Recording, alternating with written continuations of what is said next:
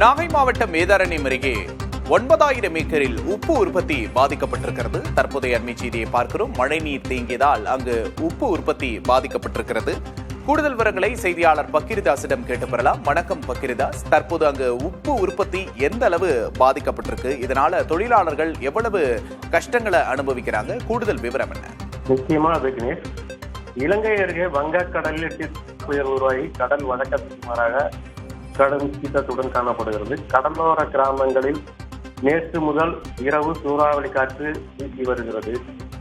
வானம் மேகமூட்டமாய் காணப்படுகிறது. இந்த நிலையில் கனமழையின் காரணமாக வேதாரண்யம் அருகே அகஸ்தியம்பள்ளி, கோடியக்காடு, கடிநெல் வயல், கோடியக்கரை போன்ற கிராமங்களில் 9,000 ஏக்கரில் உப்பு உற்பத்தி நடைபெற்று வருகிறது.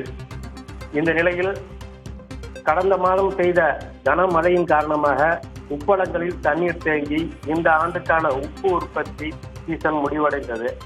ஆண்டுக்கு சராசரியாக 3 லட்சம் டன் வரை உப்பு உற்பத்தி செய்யப்படுகிறது. ஆனால் அடிக்கடி பெய்த மழையின் காரணமாக இந்த ஆண்டு உப்பு உற்பத்தி பெரிதும் குறைந்துள்ளது.